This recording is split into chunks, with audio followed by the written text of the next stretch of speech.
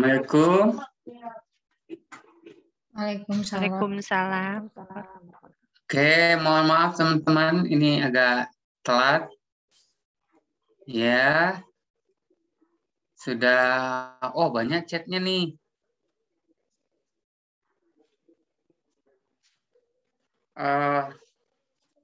Coba.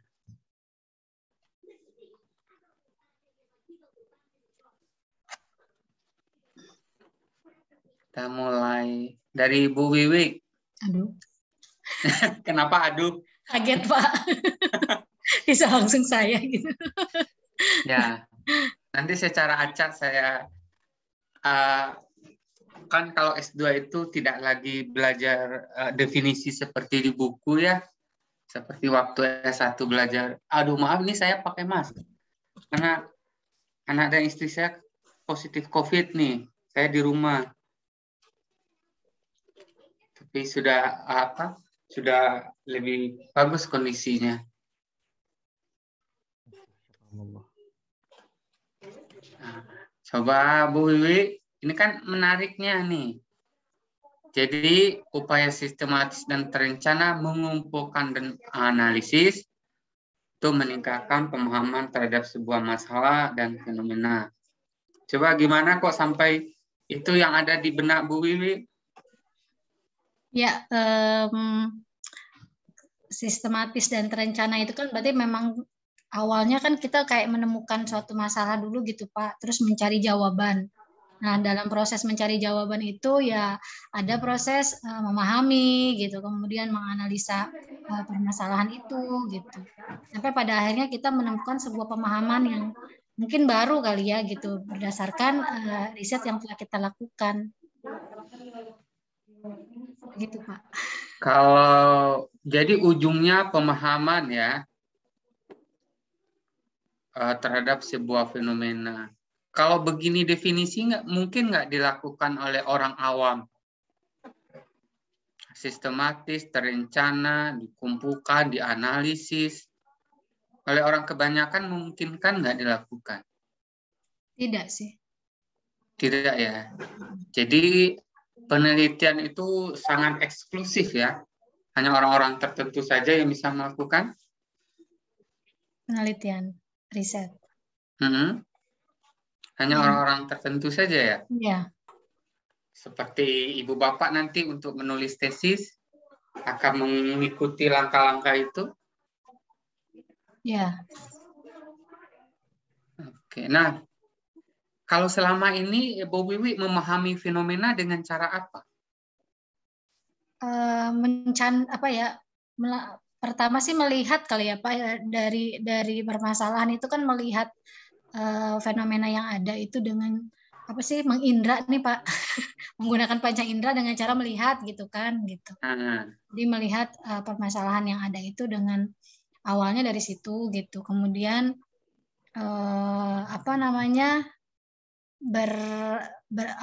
dengan waktu tertentu juga. Kadang-kadang ketika melihat sebuah masalah itu kan mungkin ketika ada masalah pertama kali muncul gitu kan, itu kita belum bisa ketika kita mencari jawaban atas masalah itu kan kadang perlu waktu juga gitu Pak.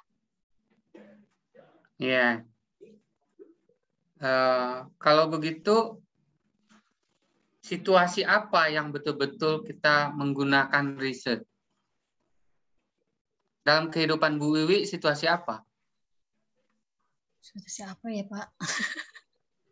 Bahwa untuk memahami itu memang kita harus kaji, dikumpulkan, dianalisis, baru paham. Dimana kan ada orang yang bisa langsung tanpa melalui proses ini, dia bisa, oh paham saya, dia jump to conclusion, oh ini karena ini. Kebanyakan dalam kehidupan kita tidak harus sampai ketika ada dihadapkan pada sebuah persoalan, tidak harus mengikuti langkah-langkah seperti ini. Coba situasi apa yang memang dalam kehidupan sehari-hari memerlukan riset? Pemahaman yang mendalam mungkin Pak, atau ketika kita ingin lebih memahami lebih jauh gitu.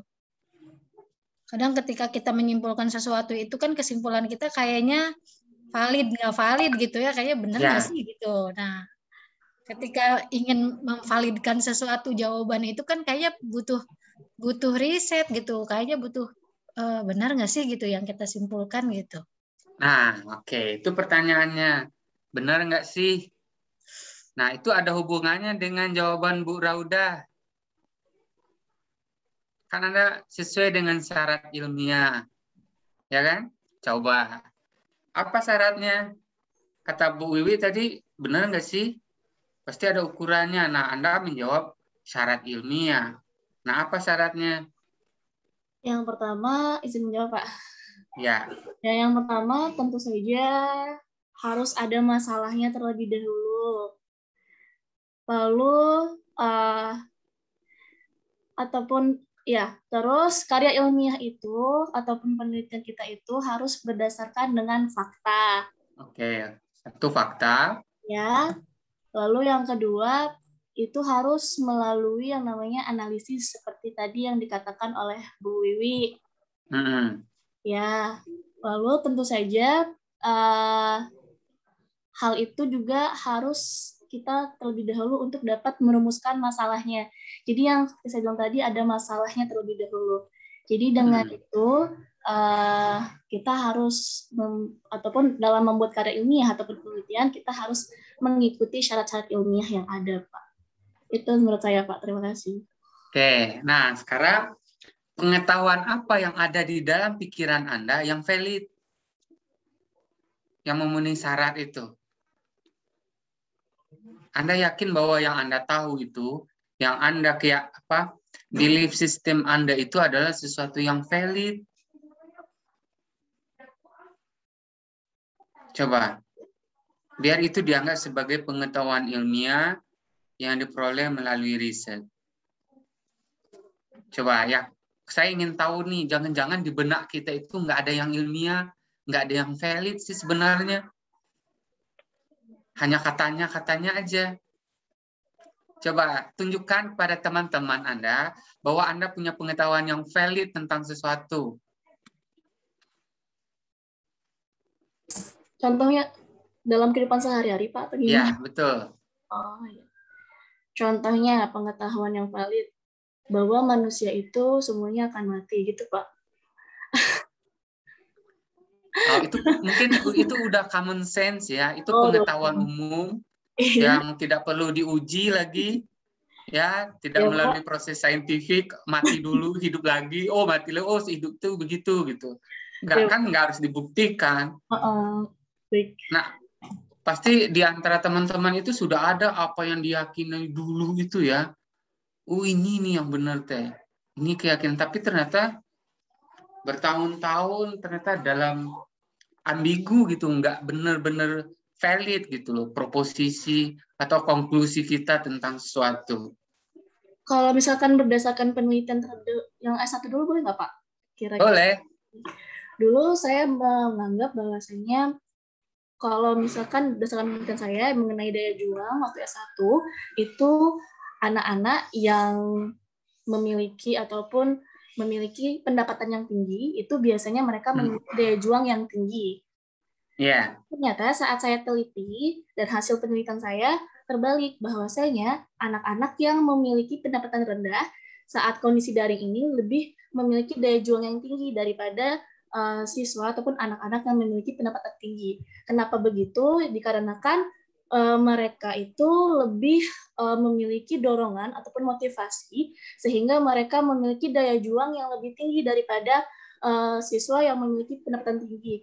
Karena siswa yang memiliki pendapatan tinggi sudah didorong oleh fasilitas-fasilitas yang ada sehingga daya juangnya lebih rendah daripada siswa yang memiliki pendapatan yang lebih rendah. Itu sih, Pak. Nah, betul. Jadi Anda udah baru kan, proposisinya lebih valid. Nggak lagi mungkin orang di luar sana yang tidak membaca riset atau tidak melakukan riset, jangan-jangan sampai hari ini masih punya keyakinan seperti itu. Nah, pertanyaannya kan, berapa banyak dari kehidupan kita yang diwarnai oleh nilai-nilai seperti itu, keyakinan yang sudah kokoh, bahwa itu bisa dibuktikan, ya, dia empiris, dia faktual dan sebagainya. Kan kebanyakan mungkin kita nggak melalui pengujian, ya, terima aja kan, kata cenah, kata bahasa Sunda nanti cenah, percenahan, bahwa kalau yang anak-anak dari ekonomi yang tinggi punya, ya, daya juangnya, terus kemudian atau yang kiri dan pakai tangan kiri tangan kanan gitu, ya, nggak pernah diuji secara ilmiah mengapa kebanyakan presiden di Amerika itu pakai tangan kiri, dan apa efeknya ketika anak tangan kiri dipaksa harus pakai tangan kanan. Di kita disebutnya pakai tangan bagus. Emang ada tangan yang tidak bagus? Yang kalau mau perspektifnya saintifik, nggak pernah diuji, tapi kemudian itu diyakini sebagai kebenaran, minimal kebenaran korespondensi, karena dulu orang juga berpikir seperti itu.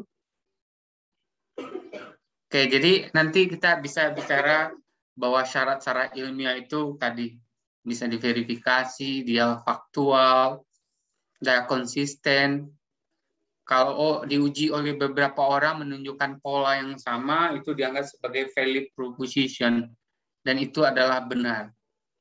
Nah, pertanyaan saya ini, di antara ibu-ibu yang suka masak nasi, ya, itu dari mana itu pengetahuan itu diperoleh?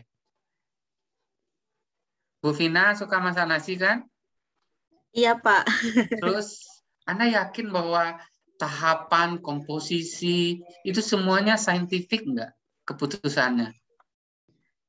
Ya harus yakin, Pak, karena dari beras bisa jadi nasi. Menyangkut pengetahuan Anda tentang air, tentang jenis beras, itu dari mana? Belajar nggak atau diajarkan tidak? Diajarkan, Pak, oleh orang tua. Orang tuanya dapat dari orang tuanya lagi. Kakek kan? Pernah Iya, ada Pak. orang yang memverifikasi bahwa masak nasi itu ternyata tidak seperti yang dipersepsi orang selama ini? Belum, Pak. Belum sampai situ pemahaman pengetahuannya. Belum ada kan? Kita nggak pernah Iya. verifikasi kan pengetahuan kita itu apakah ilmiah atau tidak ilmiah sebenarnya. Orang Sunda kalau masak nasi itu terus kemudian nanti dibakul gitu, ya, terus dikipas, ya. Iya betul, ya. Biar apa Diakel, itu? Pak. Diakel biar dingin, biar pulen, Pak. Biar pulen. Pernah diteliti nggak kandungannya atau efeknya? Kenapa kalau nyimpan nasi itu harus lebih agak kering? Belum, Pak. Secara ilmiahnya belum. Kenapa misalnya dihindari makan yang nasi yang lagi panas itu? Ilmiahnya apa? Kadar gulanya masih tinggi, bukan ya, Pak? Kalorinya tinggi, Pak. Kadar gulanya tinggi. Orang pada nggak ngerti tuh. Makanya Anda kalau makan ke restoran Padang kan, kalau nasinya nggak ngebul itu kan kayaknya gimana gitu, ya. Harus ngebul. Makanya Anda bisa cek nanti orang Padang itu mayoritas gangguan penyakit degeneratifnya apa.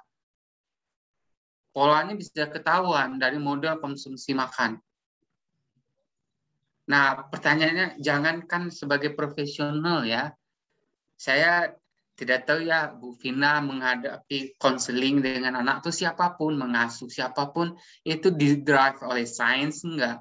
Atau hanya common sense, pengalaman pribadi, trial and error, sehingga tidak terverifikasi, sehingga akhirnya kita bertengkar. Saya mah benar, menurut saya juga. Terus yang benarnya siapa? Nah, itu konteks bahwa syarat ilmiah itu di situ sebenarnya.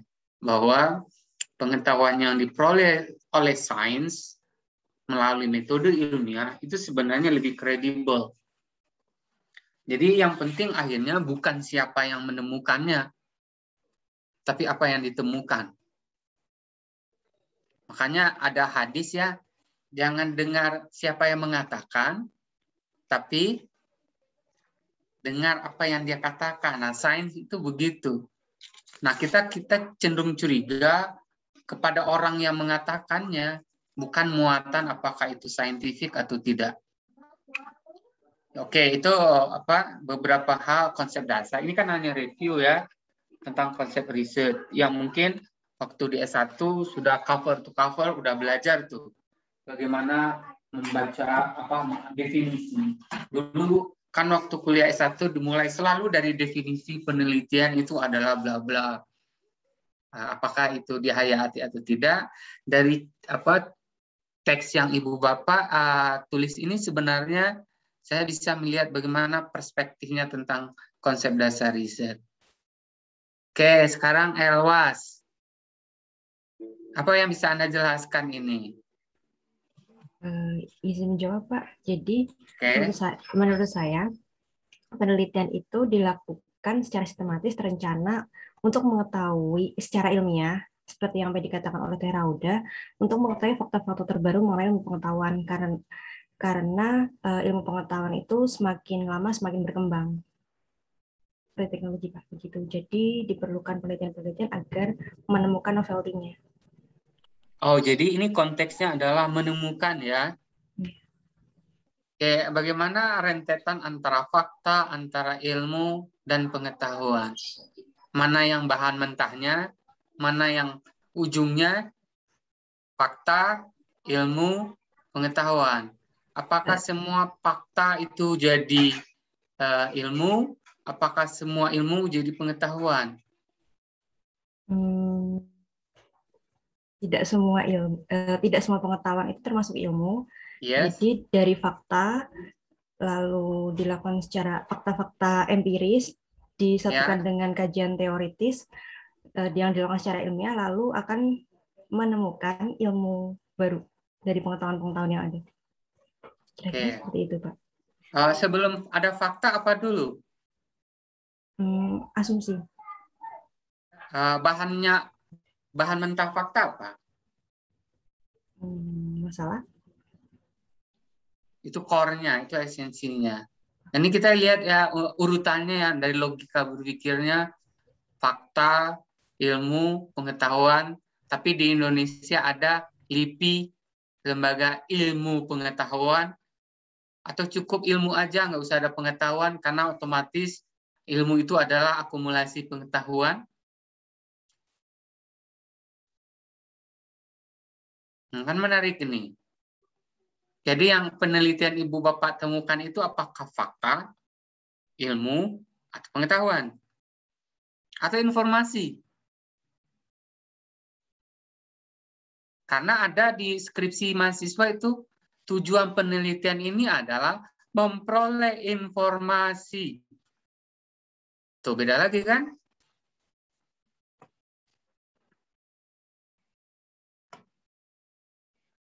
Oke, ini menarik nih. Hanya terminologi sederhana yang kadang kalau nggak clear kita bisa tertukar nih. Ibu Bapak kan sudah belajar filsafat ilmu kan? Dah?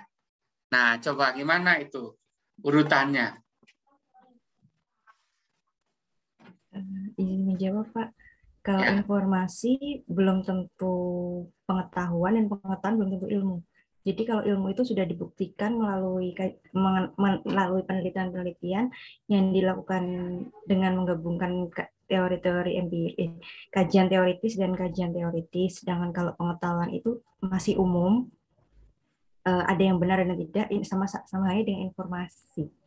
Kalau informasi masih ada kemungkinan untuk informasi tersebut salah, jadi belum valid.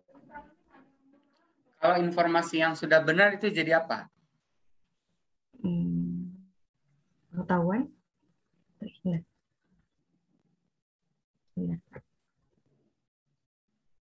Nih, jadi ini utak-atik aja, ilmu utak-atik aja ya. Tapi dibuat Ibu Bapak mikir dikit banget, mikir dikit. Yang lulus, coba siapa yang nilainya filsafat ilmu A? Ada? Bu Fani kali ya? Fani. Semuanya kayaknya, Pak. Semuanya. So, tanggung jawab kan, kalau nggak saya minta dicabut lagi nih ke dosennya.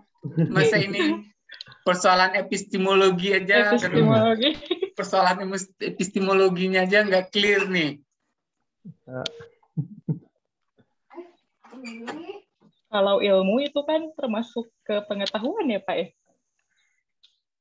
Akumulasi Ilmu pengetahuan. itu pengetahuan, iya.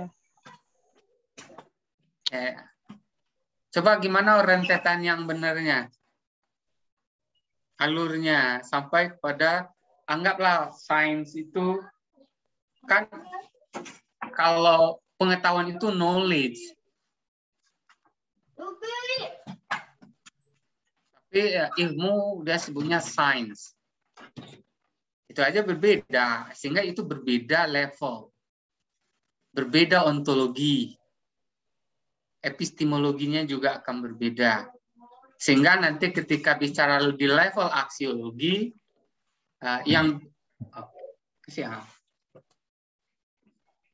di level aksiologi juga akan berbeda kegunaannya. Apa nilai guna informasi, apa nilai guna fakta, apa nilai guna pengetahuan. Nah, kita hari ini bekerja itu dengan apa? Dengan informasi kah? Dengan fakta kah? Dengan pengetahuan kah? Atau dengan ilmu? Kalau kita mau diskusikan dari pendapat Ibu Ewas tadi. Nah, coba yang nilai A-nya filsafat ilmu deh. Pak Andri, A nilainya? Sok ngaku aja deh. Ya, Pak. Coba gimana? Kalau pengetahuan itu ya dari sekumpulan informasi, ya, jadi nggak semuanya, jadi semua masih campur gitu, Pak. Jadi belum ada verifikasi kebenaran, belum juga teruji kevalidannya gitu. Tapi dia sudah boleh dikatakan sudah diketahui secara umum, misalnya, dan bisa dikumpulkan misalnya secara sejenis pengetahuan tentang filsafat, pengetahuan tentang budaya ini gitu. Tapi kalau ilmu dia sudah terverifikasi kebenarannya, sudah valid informasi-informasinya, dan sudah dimasukkan apa yang masuk ke dalamnya, dan sudah dikeluarkan apa yang mungkin tidak termasuk ke dalamnya gitu, Pak.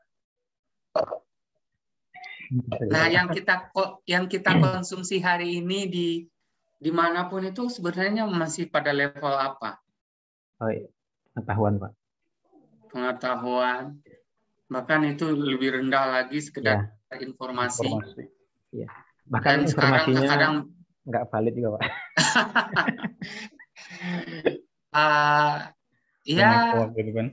Hoax.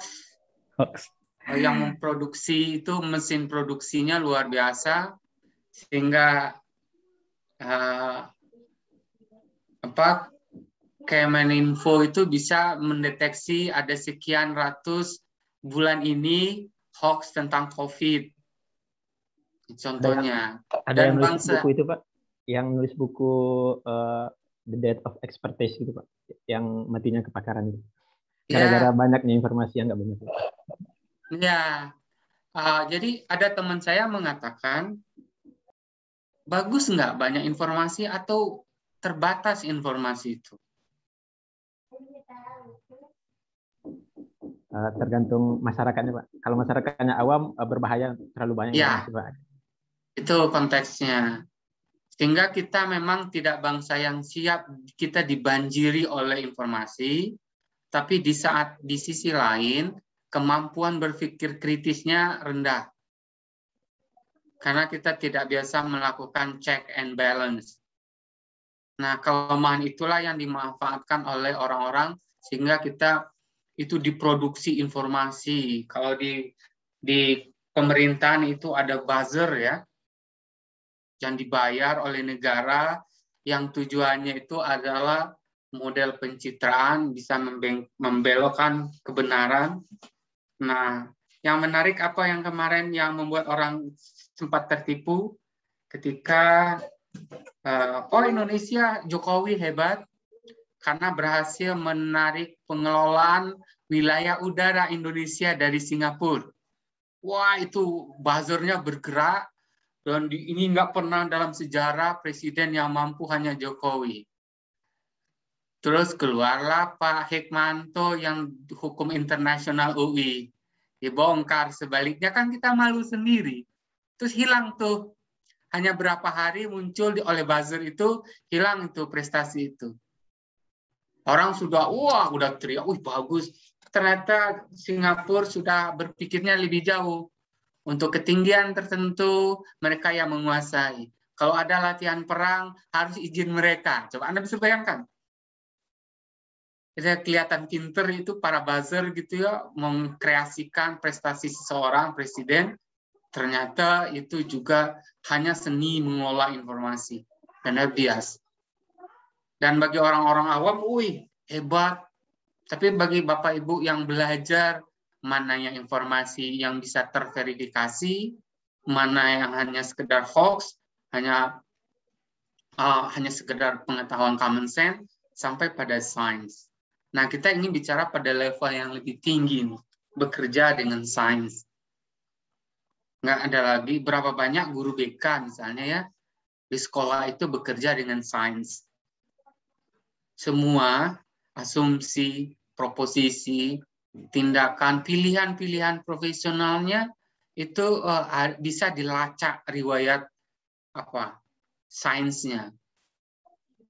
Sehingga semua tindakannya itu terverifikasi, yang disebut sebagai evidence based. Nggak ada lagi common sense, nggak ada lagi coba-coba, nggak ada lagi malah praktek, semuanya firm.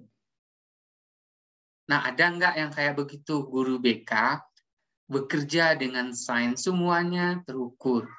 Kalau kita tanya, Ibu, berapa jarak Ibu dengan konseling kalau konseling? 0,5 meter, apa dasarnya? Ya, dia nggak, kan kalau dekat nanti gimana, Pak? Kan bukan muhrim tuh. Gimana ada nggak dasar ilmiahnya yang diuji melalui serangkaian proses riset? Atau berapa menit kalau konseling individual itu? Kayaknya, nah biasanya kayaknya 40 atau 60 juga boleh, Pak. Tuh kan jadi nawar-nawar gitu. Nggak ada itu yang ditanamkan di benaknya. Saya suka tanya ke guru, Bu, kalau konseling kelompok atau bimbingan kelompok itu berapa orang? Ya satu kelas, Pak. Namanya juga kelompok. Oh gitu, pernah baca hasil riset nggak? Ukuran kelompok yang bagus itu berapa orang? Oh ada, Pak. Ada. Kemana aja? Saya bilang kan gitu. Masa kejawab berkali-kali itu bertahun-tahun di sekolah melakukan bimbingan kelompok, tapi pengetahuan itu tidak terverifikasi loh. Bahwa yang dia pilih itu benar secara sains. Padahal ada teori, ada risetnya. Kalau dalam grup exercise ada, kalau small group itu 5-8 orang small group, karena itu lebih well management, interaksinya lebih kokoh, kohesivitasnya lebih kuat, ya. Nanti ada moderat yang ukurannya sampai 15 orang, nanti ada large group. Gimana kalau komposisinya berapa orang laki, berapa orang perempuan? Itu saja guru BK kadang nggak punya dasar ilmiah. Kayak Pak Asep Mimbar misalnya, kan jadi guru BK udah senior tuh ya. Udah lama ya kan Pak? Itu kalau mau dihitung dosa profesinya udah banyak tuh. Yang sadar atau tidak, oh ternyata saya salah ya selama ini. Kayaknya nggak gitu. Misalnya melakukan attending, ya posisi duduk aja yang saya agak mengganggu saya di dalam proses praktikum konseling mahasiswa, masih ada yang posisinya one-on-one, saling berhadapan. Padahal kita tahu dalam teori semiotik bahwa posisi itu dalam konteks psikologi komunikasi itu membuat orang merasa terintimidasi. Kalau di hadapan itu seperti polisi menangkap pencopet, mereka one-on-one tuh berhadapan, persis. Terus guru BK dengan relasi seperti itu, dan itu tidak pernah terverifikasi. Nah, ini yang disebut ya, ada banyak hal dalam keseharian itu tidak terverifikasi. Coba-coba bahkan buat anak orang coba-coba, kan bahaya itu ya. Kali aja, makanya mungkin Ada guru BK itu yang mau praktek sebenarnya ya kan. Kalau dokter kan kelihatan tuh efeknya. Makanya yang penting itu adalah justified belief ya. Bukan justified belief tapi true belief. Kalau Ibu Bapak belajar tentang sains, filsafat, kalau pengetahuan yang seperti dikatakan orang itu, orang lain juga mengatakan itu namanya justified belief loh. Dia belum masuk level yang paling tinggi. 2 tambah 2, 4. Karena saya bilang juga 2 tambah 2, 4. Kenapa? Kata gurunya itu memang 4. Nah itu justified belief atau true belief? Hanya kata ibu guru 4. Makanya anak saya juga bilang 4. Nah, riset upaya untuk sampai pada true belief, kebenaran yang sebenarnya, yang sesuai dengan fakta. Makanya nanti kita bisa lihat teori kebenaran, koherensi, dan korespondensi. Bahkan kebenaran pragmatis, termasuk kebenaran semantik. Ya, substansi yang benar, tapi ketika sampai diartikulasikan dengan bahasa yang keliru, itu bisa jadi tidak benar. Itu isu lain menyangkut kebenaran. Ya, oke. Coba sekarang, Bu Fani, udah ya, menemukan jawaban. Kalau menemukan jawaban itu apa dulu? Kenapa kita harus mencari bahwa riset itu menemukan jawaban? Dok, Bu Fani. Iya, Pak. Ya, ini kan ada menemukan fakta atau menemukan jawaban dari sebuah masalah. Ya, karena kan sebelum penelitian kita melakukan membuat daftar pertanyaan biasanya ya Pak ya. Ya. Nah, untuk menjawab daftar pertanyaan permasalahannya itu. Oke, apa yang makanya di skripsi itu ya atau di tesis itu ada finding ya. Tapi ada juga yang menulis result. Nah, apa bedanya itu? Skripsi Ibu Bapak akan, kalau kita lihat di artikel, itu kebanyakan finding. To finding out. Finding out itu mencari. Temuannya finding. Tapi ada juga result. Dari beberapa literatur, di berbagai model artikel, dia tidak menyebut finding, tapi malah result. Nah, itu mungkin nanti silakan secara tanya lagi ke dosen filsafat ilmu, ya apa bedanya Pak kalau dalam konteks filsafat secara ontologi, apa beda antara finding dengan result? Kalau ada jawaban pasti mulai dari pertanyaan, kan gitu ya. Jadi kenapa ada orang tidak melakukan orang itu tidak menemukan jawaban karena dia tidak bertanya. Jadi kalau begitu riset itu dimulai dari pertanyaan. Dari pertanyaan. Nah, beda kemampuan ibu bapak satu sama lain itu adalah siapa yang bertanya, yang memang harus dijawab melalui riset. Kemampuan bertanya itu apakah given, sebuah kemampuan bawaan atau bagaimana? Kenapa misalnya saya rasa ibu bapak waktu kecil itu cerewet ya. Usia 4 tahun itu kan chatterbox age. Usia cerewet dalam teori perkembangan. Ini apa ini, gimana ini, sampai orang tuanya bosan itu ngejawabnya. Cicing, nanya aja kan gitu tuh. Saya rasa naluri setiap anak itu adalah street researchers. Dia ingin tahu, dia bertanya, ingin memperoleh jawaban. Tapi, nah ini perlakuan lingkungan lah yang membuat kemudian naluri itu hilang. Itu masuk ke TK, respon-respon guru lah yang membuat naluri itu hilang. Jadi kodratnya manusia, setiap anak itu punya sense of research. Modal utama riset itu adalah sense. Itu namanya sense of research. Curiosity.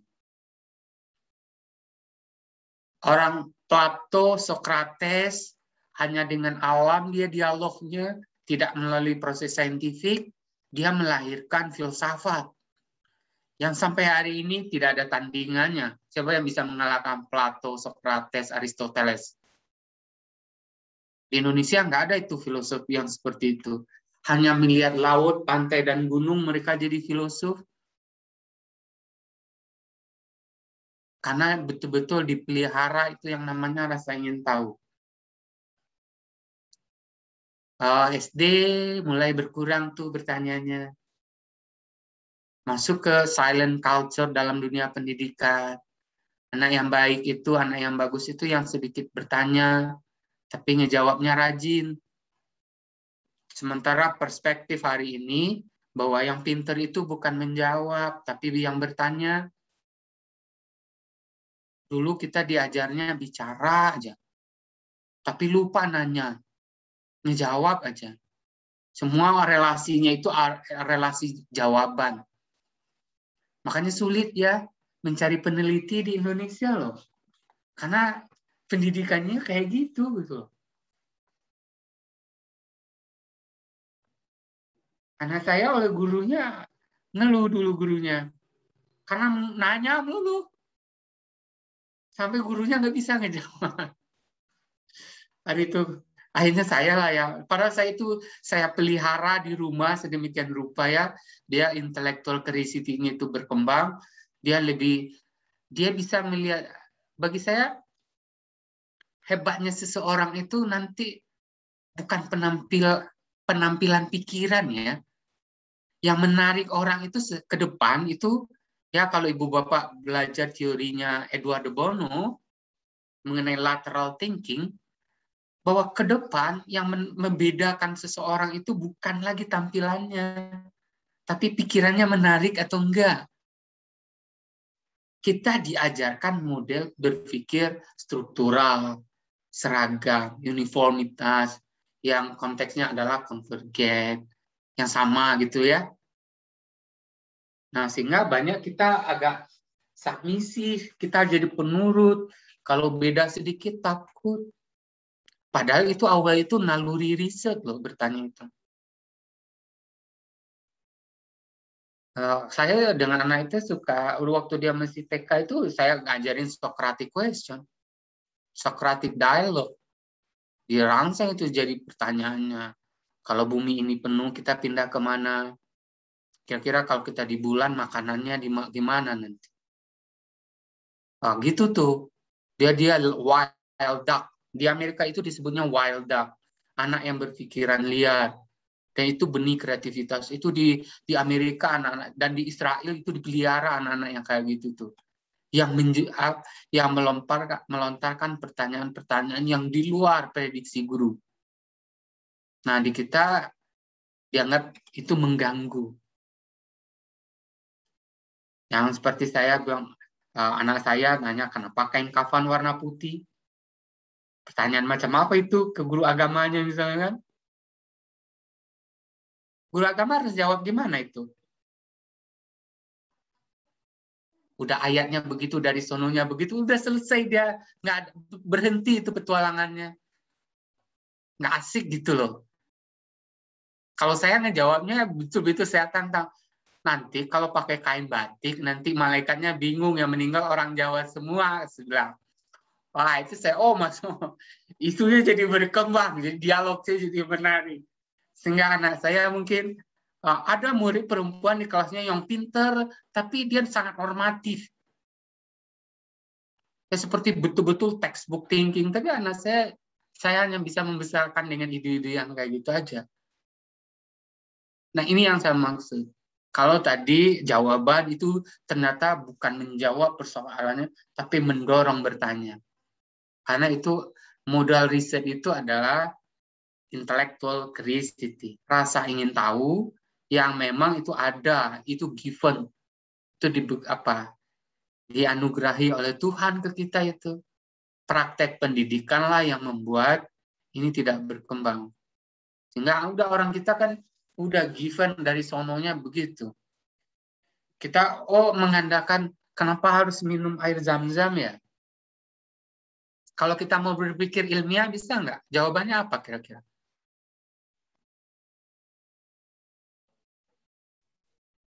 Salah satunya karena air zam-zam itu pH-nya tinggi, dan pH tinggi itu ada banyak sekali manfaat yang sudah diteliti gitu Pak. Ya, kemudian ada yang menulis hadis ya atau apa ya, bahwa ini minumnya begini. Anda akan menggunakan perspektif sains atau perspektif teologis?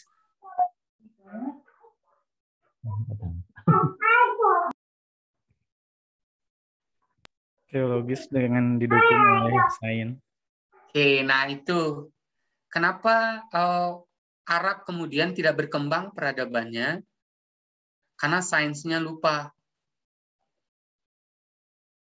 Yang meneliti air itu malah orang Jepang. Terkenal dia akhirnya. Orang Arab sendiri dulu peradaban maju karena tradisi ilmiahnya kuat, lingkungannya bagus untuk saling membelajarkan. Nah, ini persoalan mengenai naluri. Jadi Ibu Bapak, untuk tesis juga begitu perlunya ternyata. Orang-orang katanya begini, orang-orang dengan sense of research yang tinggi, dalam hitungan detik ketika ada di sebuah lingkungan baru, dia bisa mendeteksi persoalan. Itu hebatnya, karena terasah kan, sensenya diasah terus. Tapi ketika saya PLPG, itu guru-guru yang katanya senior ya, dalam tanda kutip, karena punya pengalaman 20 tahun, terus saya minta, Ibu ada persoalan apa di sekolah? Dia balik nanya, apa ya Pak? Saya nanya ini. Coba saya bilang, identifikasi deh 5 persoalan yang Ibu temui di sekolah. Waktu itu mata workshopnya tentang action research, penelitian tindakan mulai dari masalah. Itu nyontek guru-guru coba. Lihat. Saya bilang, loh, kemana sensenya gitu loh. Nggak dibuka mata, telinga, dan hati itu selama bekerja, terus dianggap semuanya sudah baik-baik saja. Dari dulu juga gitu kan, gitu bahasa guru itu ya. Tidak ada yang dipersoalkan gitu ya. Dianggap sebagai sebuah problematik gitu loh. Yang kalau sudah begitu, terus ngapain kita kan kuliah? Kalau Ibu Bapak melihat semua di luar sana udah baik-baik saja, terus nanti Ibu akan datang ke sekolah untuk menyelesaikan masalah apa? Tesisnya itu mau menyelesaikan masalah apa? Kan bukan untuk dapat gelar. Mau menyelesaikan persoalan nih. Tuh, seperti yang dikatakan Pak Andri ini kan. Mencari jawaban, menemukan fakta. Ya. Oke, itu semuanya Ananda juga mencari solusi. Nah, makanya nanti konteksnya solusi akan ada isu problem maker. Ibu Bapak problem maker atau problem solver? Solution maker kan? Ya, kalau dia tidak rajin bertanya, ini yang disebut sebagai reflective practitioner. Ciri seorang guru profesional itu kan salah satunya itu adalah reflective practitioner. Jadi kalau hari ini dia kerja, nanti malam sebelum tidur dia mikir tuh, kayaknya tadi siang itu konseling saya kok salah ya. Kayaknya ketika ditanya begini, kenapa respon anak gitu ya? Nah, di kelas ini teman-teman siapa yang suka gitu? Yang disebut reflective practitioner. Sering. Misalnya anaknya tiap waktu itu pasti beda-beda gitu. Kadang satu persoalan itu kadang beda latar keluarga saja bisa beda pertanyaan. Ya. Jadi sangat melelahkan sebenarnya, karena sampai pulang kenapa? Melelahkannya guru BK itu karena pulang itu selalu bingung gitu Pak. Jadi belum selalu ada PR untuk besok gitu Pak. Nah, kalau ditanya kan sekarang cepat sekali Ibu Bapak menjawab apa persoalan di kelas atau di sekolah itu banyak kan. Kalau dihimpun nih, dalam 5 menit aja itu keluar tuh list of problemnya. Terus sekarang Siapa yang sudah punya jawaban terhadap masalah itu? Itu jadi persoalan berikutnya tuh.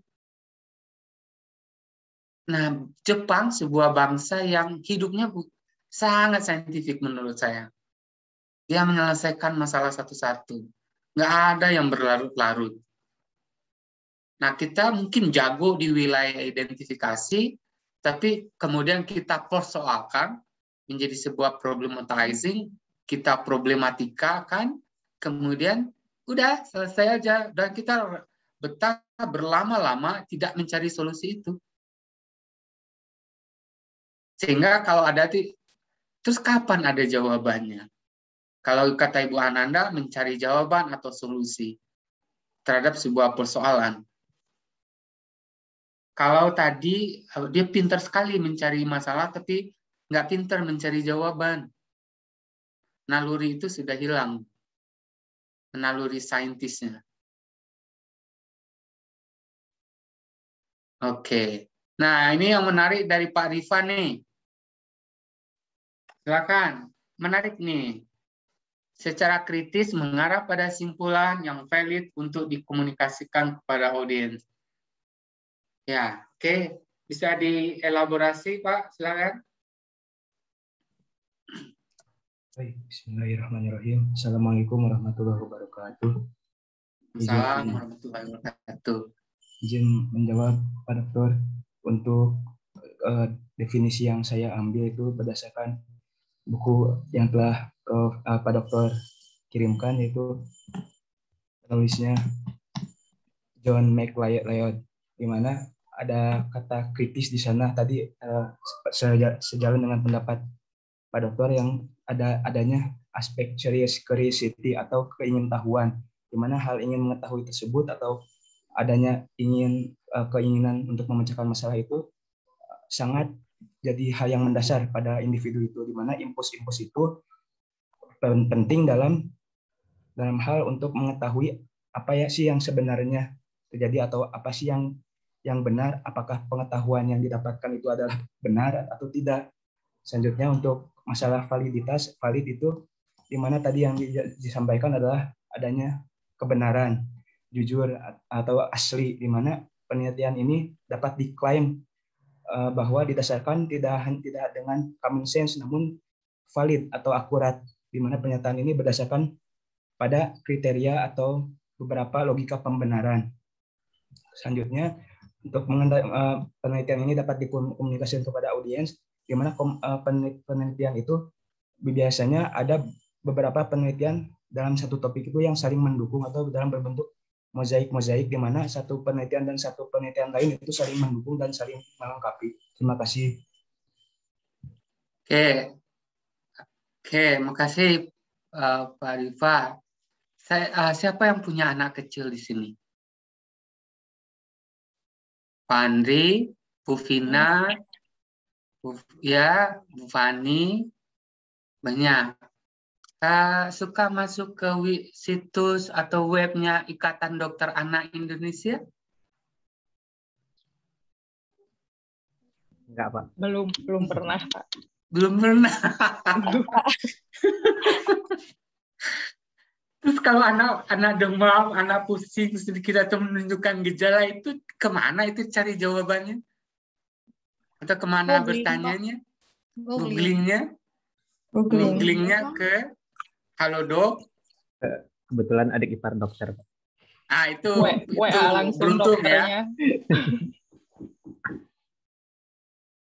Ya, itu yang saya sebut sebagai valid enggak yang kita ketahui ini, kenapa tidak mencari pada sumber yang bisa lebih kredibel yang bertanya sebagai ciri komunitas yang literate. Sekarang parenting literacy itu bagus loh. Zaman dulu susah sekali ya hanya orang-orang tertentu yang bisa punya akses internet, sehingga kalau anaknya demam sedikit dia sudah langsung googling. Ya, istri saya karena ini, dia ternyata pengetahuannya lengkap sekali. COVID ini memberi pelajaran luar biasa loh. Dia banding-bandingkan, dia komparasi begini apa kandungannya, ini cocok kalau ini misalnya dapat obat dari puskesmas, akhirnya dia punya kesimpulan ini jangan pakai, nggak dipakai ini karena di cover oleh obat ini. Hasil googlingnya, hasil konsultasi, itu yang disebut oh ini literasi medis sekarang. Parenting literacy itu segitu. Diajar, oh iya nggak mau yang hanya nanya ke temannya yang juga saya mau gini dulu. Nggak bisa, kita ajar. Kalau bayangkanlah kebanyakan kita nanti akan terdidik begitu ya, itu akan cepat luar biasa ini kemajuan bangsa ini. Setiap ada persoalan kita cari pada kanal-kanal yang memang memberikan jawaban yang memuaskan, bukan karena personal judgment, hanya pengalaman pribadi yang subjektif, tapi itu terverifikasi.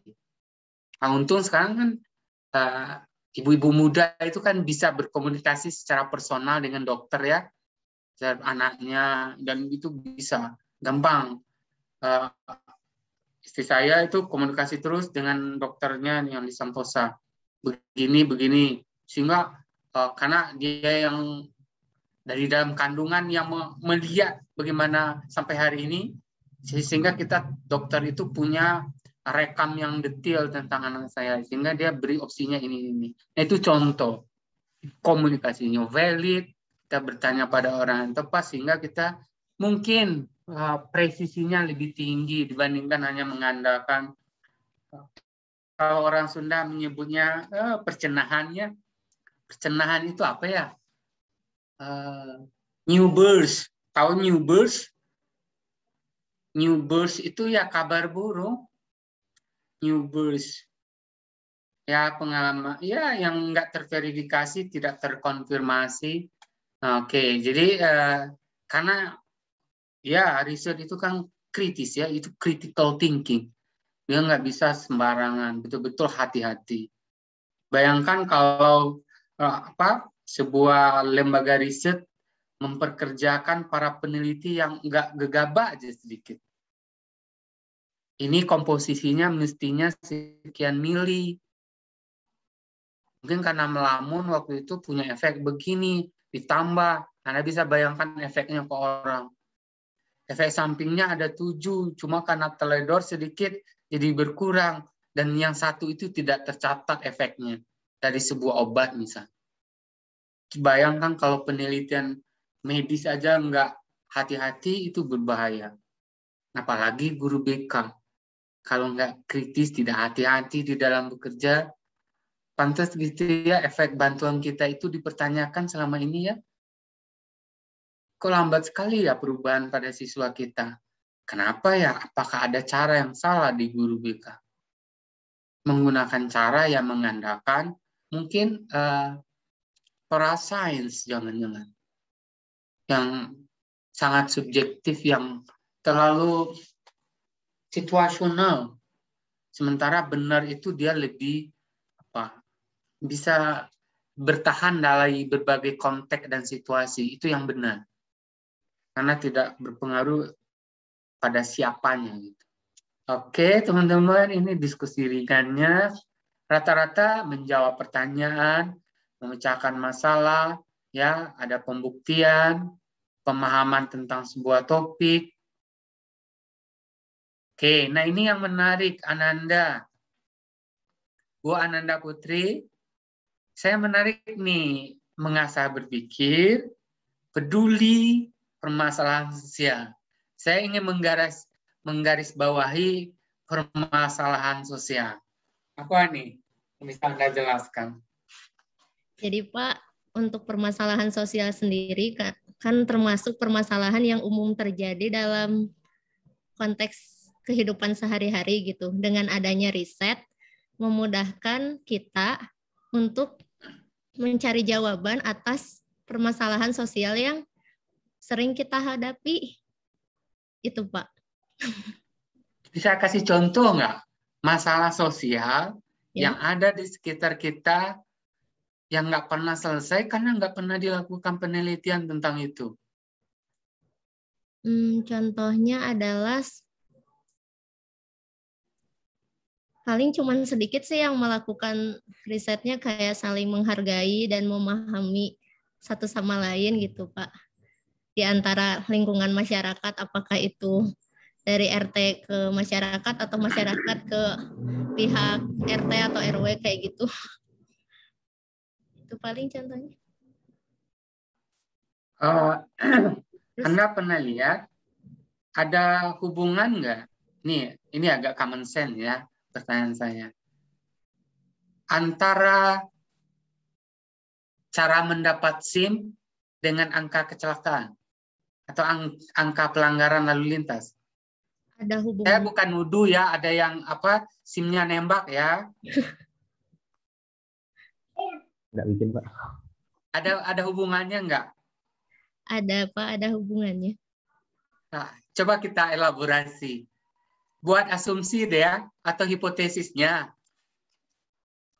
Kalau SIM-nya nembak, itu probabilitas kecelakaannya lebih tinggi dibandingkan yang SIM resmi yang melalui tes, dan itu betul-betul sangat teruji orang yang memegang SIM itu, termasuk taat asasnya.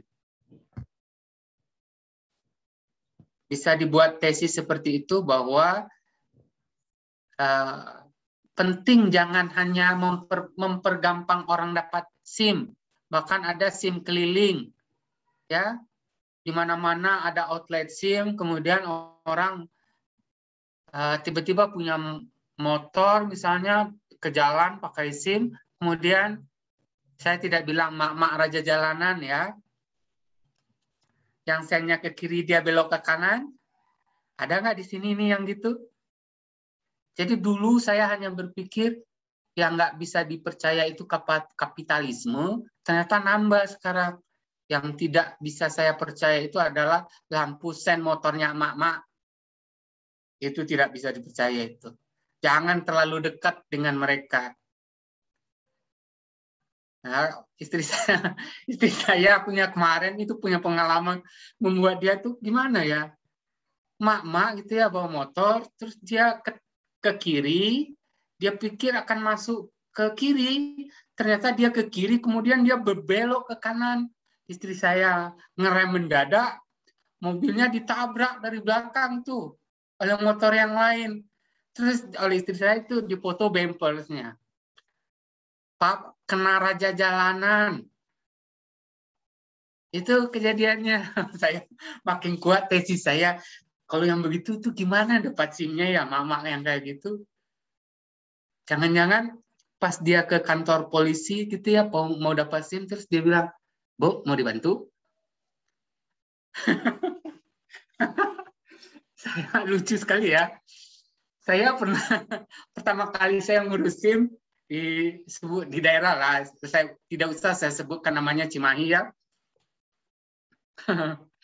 Terus dihampiri saya itu. Saya tes, Pak. Dibantu. Saya tuh ingin baik ya. Kita tuh niatnya ingin baik. Karena saya bilang, oh kok gini ya suasananya. Itu orang antri kok cepet selesai ya. Gak ada tes gitu. Tunggu ya Pak. Sekian, bantu Pak. Sekian jadinya. Sekian rupiah gitu ya. Oh, saya yang pertama kali bikin SIM dalam benak saya itu ada berkali-kali. Karena bayangan di Jepang itu kan susah sekali dapat SIM. Anak Pak Nario aja, yang waktu dia studi di Jepang, itu 4 kali gagal. Karena di Jepang tuh sebelum naik mobil aja itu tesnya udah dimulai tuh. Buka pintu, duduk pertama, apa yang diperhatikan, apa yang dipegang, itu udah tes itu. Item itu dia udah dicek itu. Nanti baru ke jalan raya. Dan orang kita banyak yang gagal. Nah itu persoalannya. Kalau tadi ada bahwa riset itu menyelesaikan permasalahan sosial, kenapa naluri riset polisi nggak dibangun gitu ya? Ini apa ini problemnya? Mengapa tinggi sekali prevalensi kecelakaan? Motor bebek yang nggak boleh jarak jauh.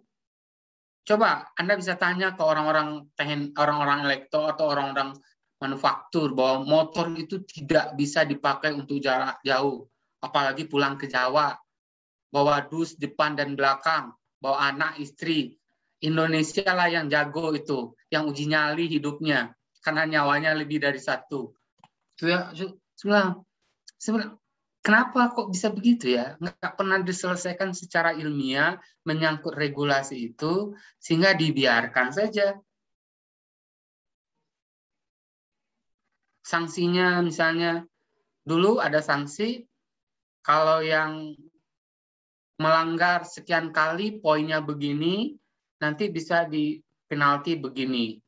Kalau di Australia lebih ikhlas lagi. Kalau nabrak orang dicabut sekian lama, kalau sampai meninggal bisa nggak punya SIM seumur hidup. Di kita, di sopir travel, mati puluhan orang, sopirnya selamat, kemudian melarikan diri, itu berapa bulan setelah itu dia nyetir lagi tuh. Karena SIM kita tidak terintegrasi secara nasional. Semuanya bikin SIM sendiri. Sehingga hari ini langsung aja ditilang SIM-nya, besok tuh ganti SIM tuh, keluar lagi SIM barunya. Kan gitu kita. Nah mungkin ini kalau kita mau dalam perspektif riset ya, misalnya kenapa orang kita kalau tengah malam lampu merah itu nggak berhenti ya? Kita mau cari jawabannya apa kira-kira? Sendiri di lampu merah ada perempatan, dia terabas. Tapi di Jepang, tengah malam, orang sendiri, lampu merah, dia berhenti. Masalah yang sama mungkin dihadapi oleh orang yang secara umur tidak berbeda, tapi keputusannya berbeda. Ada apa itu? Kita mau dapat jawaban yang memadainya, yang valid itu kira-kira apa penjelasannya? Oh, ternyata itu adalah penalaran moral. Kenapa? Contoh saya ambil lagi. Betapa kita membuang banyak uang untuk membuat separator jalan. Cimahi misalnya ya. Cimahi itu kan jalan dari Cimahi ke kota Bandung itu kan untuk berapa jarak itu kan dibatas tembok tuh. Batas itu artinya nggak boleh melewati itu kan. Ibu bapak yang mengerti tentang berpikir Piaget, berpikir konkret itu kan mengerti simbol. Tapi kita nggak mau gitu menggunakan level berpikir kognisi yang tingkat tinggi untuk menyelesaikan persoalan itu. Selesaikan aja, tembok aja supaya nggak nyebrang. Udah nyebrang, udah di tembok, itu ada motor yang diangkat loh.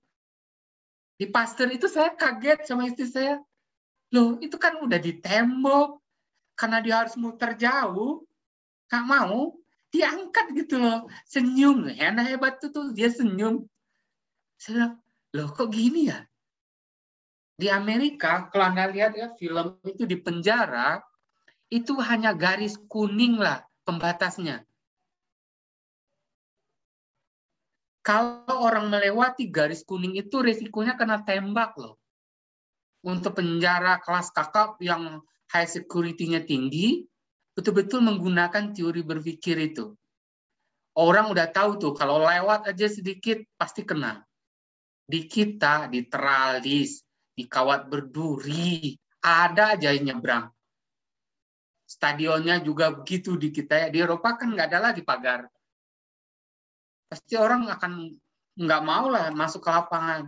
Kecuali kasus-kasus tertentu. Karena betul-betul sudah ilmiah keputusannya. Sementara kita belum. Nah, jadi kalau Ibu Ananda, ada banyak persoalan.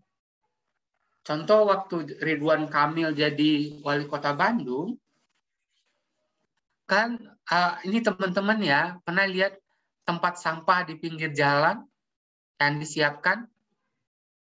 Ada plastik, ada kreseknya, terus ada dari besi wadahnya. Apa yang terjadi? Keputusan yang tidak didrive oleh kajian budaya, kajian sosiologi, antropologi, mungkin karena dia pernah melihat di luar negeri orang begitu, terus orang Indonesia akan otomatis kalau ada sampah disimpan di situ. Ternyata nggak mudah gitu loh. Siapa yang kaya dengan proyek itu? Tukang besi, tukang pemulung. Diambilin itu. Di sekitar Setiabudi itu banyak dulu saya lihat. Hilang aja itu satu-satu. karena diambilin. Bahkan tutup drainase aja bisa hilang di kita, diambil ke tukang besi gitu ya. Nah, cara sederhana bagaimana kita menyelesaikan ya isu dalam konteks sosial yang sebenarnya bisa melalui hampiran riset. Nah, contoh satu lagi, kenapa rumput-rumput di taman kota di kita itu tidak tahan lama? Apa kira-kira penjawaban? Apakah orang dinas tata kota itu dan pertamanan itu tidak konsultasi ke anak IPB? Jenis bunga, jenis rumput seperti apa yang bagus untuk taman kota yang betul minim perawatan tapi bandel gitu loh. Tapi punya estetika. Ada nggak kira-kira? Ini kan masalah nih, dari setiap tahun kan ganti lagi pohonnya, ganti lagi pohonnya. Setiap akan ada adipura, ya perlombaan kota bersih, itu ganti pohon. Saya lihat aja di Cimahi itu. Dulu, kok gini ya? Terus di bawah Cimindi itu dulu bunga indah. Untuk 2 bulan pertama indah tuh. Karena disiram bener ya. Itu kan bikin kayak tukang kembang tuh. Saya tidak tahu juga tukang kembang itu berdoa umur panjang itu pohon atau enggak ya. Tapi faktanya saya yang agak naluri risetnya tergelitik, kenapa harus itu tanamannya ya? Sementara ada penelitian anak Indonesia di Australia yang kemudian digunakan oleh pemerintah kota di Australia, di Melbourne, sebagai rumput untuk kota, taman kota. Dia penelitian tentang rumput itu, rumput yang cocok untuk taman. Dengan tingkat polusi yang tinggi, itu tidak mati rumput itu. Itu anak Indonesia. Cucunya Abin Samsudin yang studi di Australia itu menemukan rumput itu. Nah, di kita masalah sosial yang kayak begitu, tapi nggak diselesaikan secara ilmiah. Boya nanya tuh ke orang IPB mungkin, mana yang lebih cocok pohonnya. Kecil kan? Tapi bagi orang coba diselesaikan secara ilmiah. Nah, itu kira-kira betapa betul sebenarnya riset itu harus menyelesaikan persoalan-persoalan sosial. Anak jalanan pernah diselesaikan nggak melalui riset? Kan tetap aja nambah kan? Dulu waktu zaman Menteri Sosial, program anak jalanan, Anjal. Mereka dibuat bersih nggak bisa. Dibuat tertib nggak bisa. Mereka kembali ke jalanan. Karena kita belum memahami kultur mereka. Dan apa sebenarnya affirmative action yang cocok untuk orang-orang seperti itu. Kemudian muncullah NGO katanya untuk menangani anak itu, dapat program, dapat duit, tapi mereka nggak keluar dari situ. Artinya kita tidak menyelesaikan akarnya, karena tidak didrive oleh riset.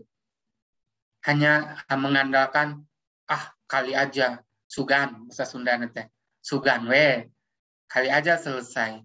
Ternyata enggak.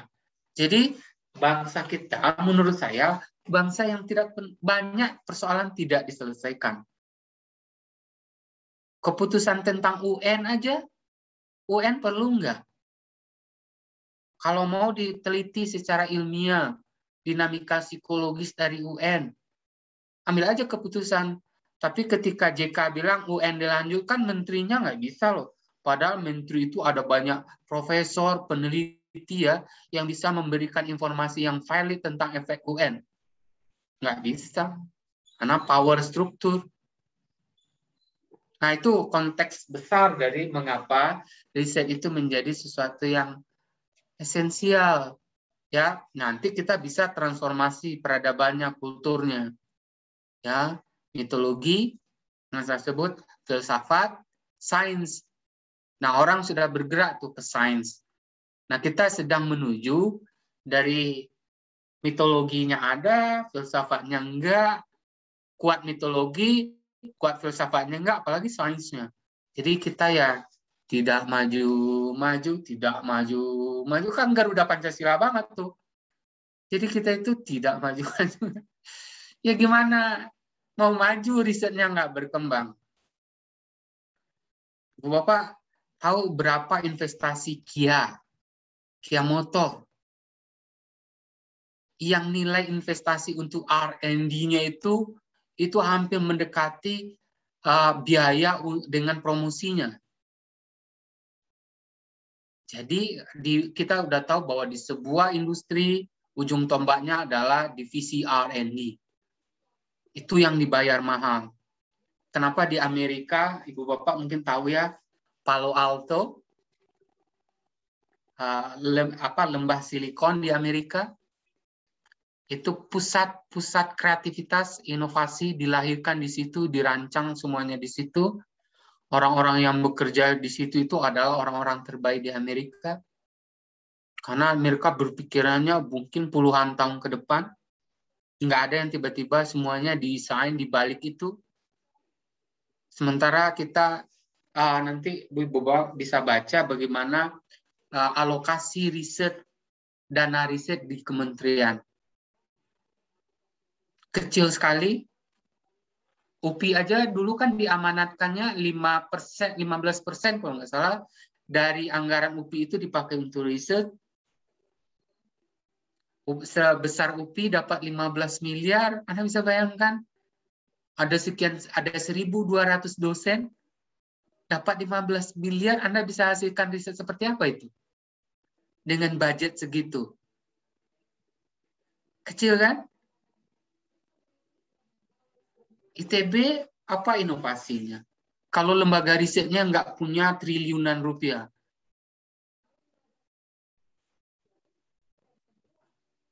ITB depan mereka itu kan ada gundukan sampah gitu ya dulu dekat kebun binatang itu. Kenapa sense of risetnya nggak muncul ya?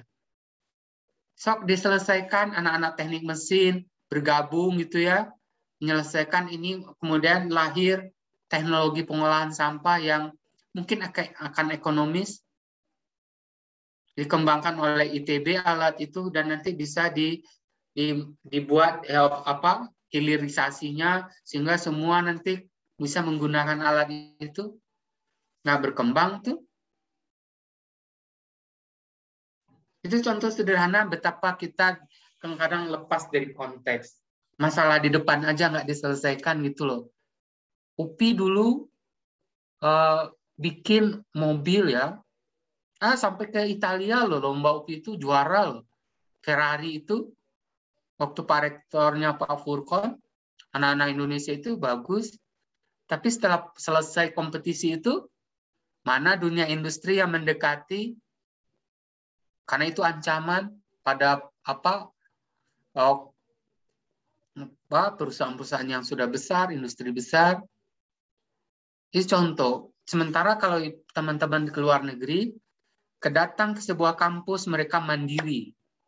Listrik mandiri, energinya mandiri, pengolahan sampahnya mandiri. Mereka betul-betul desain untuk kebutuhan kampusnya dan dibuat oleh kampus itu sendiri. Jadi bukan ivory tower. Makanya betul kalau kampus-kampus luar negeri itu dana untuk risetnya besar. Di samping ada corporate social responsibility ya. CR-nya kan tinggi. Sumbangan ke universitas antara industri itu dekat. Jadi prototipenya dibangun di kampus, nanti masalnya langsung ke pabrik. Nah itu. Jadi kampus dapat feedback, dosennya sejahtera, industri di luar sana juga berkembang. Nah itu isu penting di dalam riset sebenarnya. Jadi kalau model manajemen risetnya seperti ini, pembiayaannya masih rendah, susah loh. Padahal teman-teman mungkin tahu berapa ratus orang yang disekolahkan oleh Pak Habibie ke luar negeri di bidang engineering dan aeronautika. Kemana itu sekarang orang-orang itu? Ketika PTDI PHK massal. ada bekerja di Boeing, ada yang bekerja di Fokker, ada yang di Spanyol dan sebagainya. Mereka nggak kembali karena negara tidak menganggap mereka sebagai aset. Padahal kalau begitu, ada orang Indonesia yang di Medan itu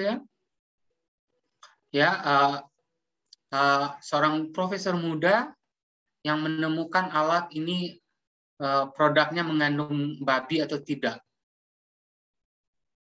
Ada alat sederhana yang diciptakan oleh orang Medan.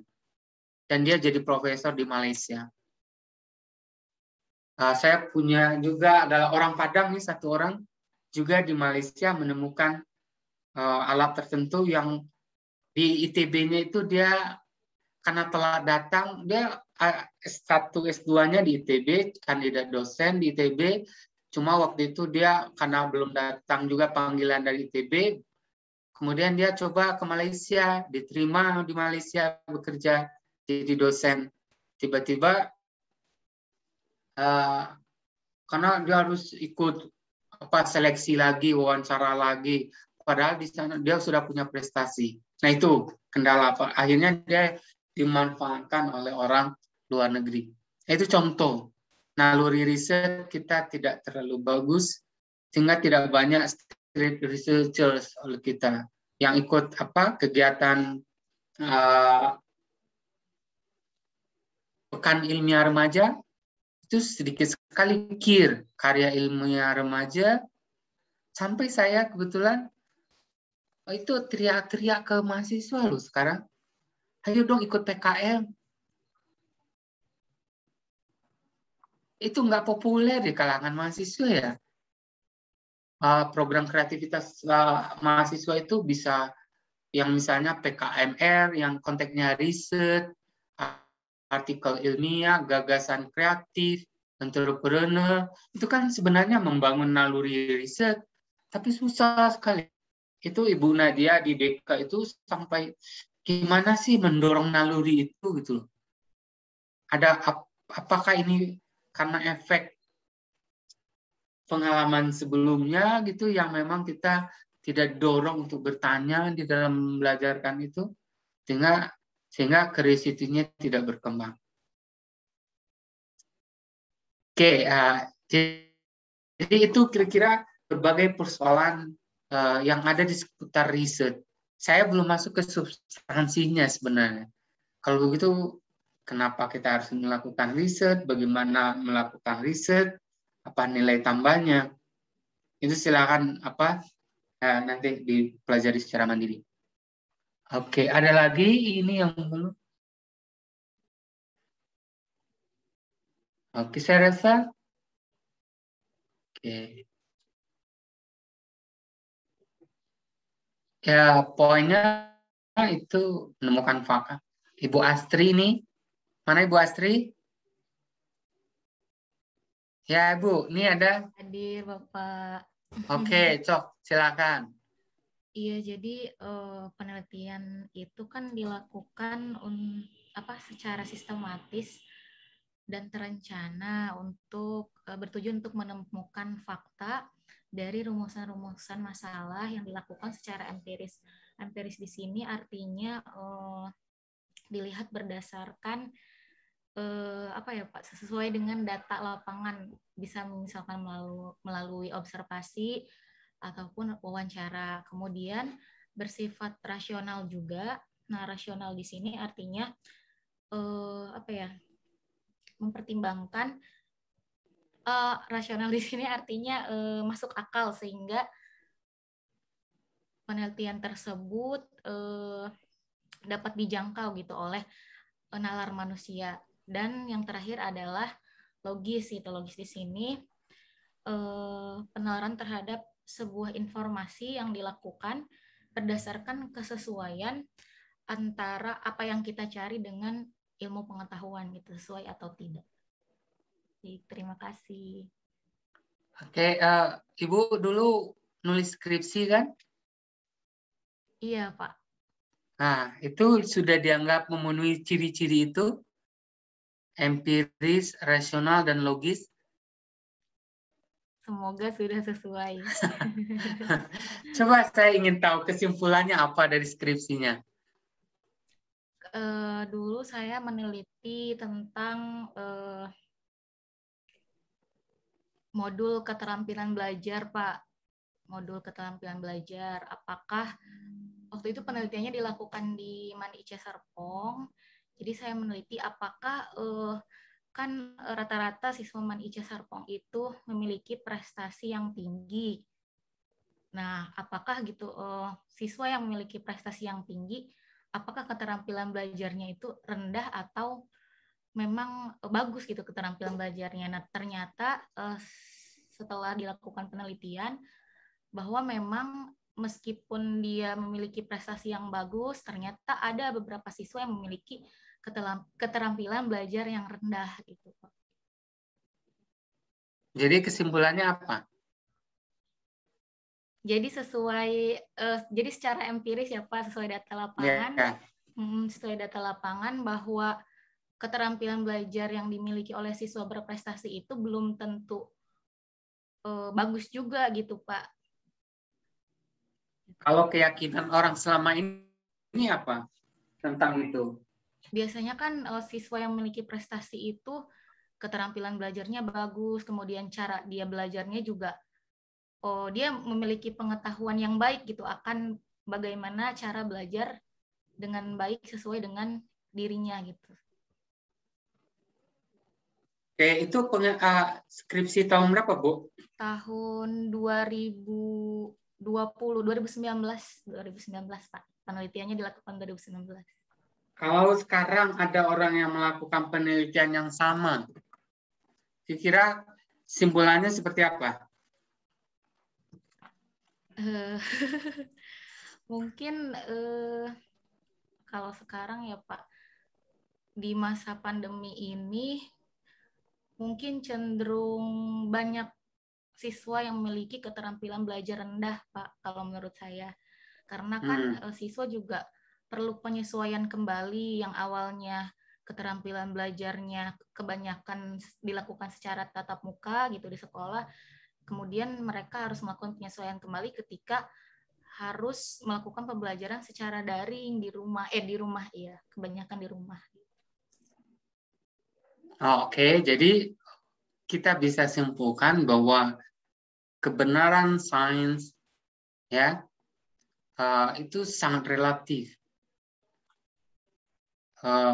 Sehingga apa yang kita yakini benar hari ini belum tentu lagi benar besok. Atau yang dulu benar bisa salah hari ini, atau yang salah dulu sekarang bisa jadi benar.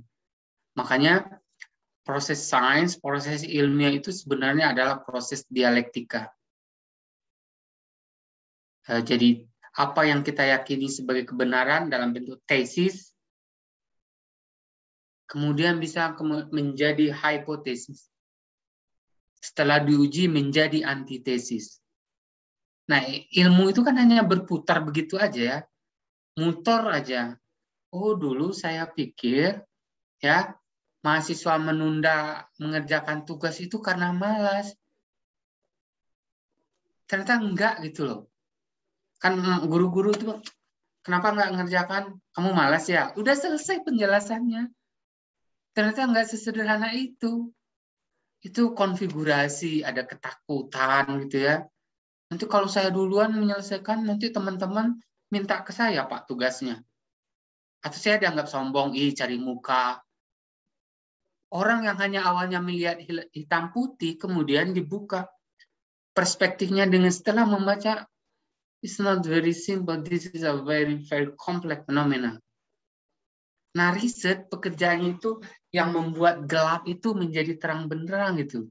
Diulik dia, pecahkan satu. Diurai satu persatu menjadi terang benderang. Makanya blind area itu menjadi kecil. Dan kita kebanyakan itu suka betah dengan ketidaktahuan gitu. Biarin aja lah. Nanti juga akan ketemu jawabannya sendiri gitu. Nah kan ini implikasinya kepada apa yang akan Ibu Bapak teliti nanti nih buat tesis itu. tadi pertanyaannya Ibu Ana bilang harus ada gunanya deh. Nanti kan di cover tesis Anda itu tertulis sebagai sebagian syarat untuk memperoleh gelar.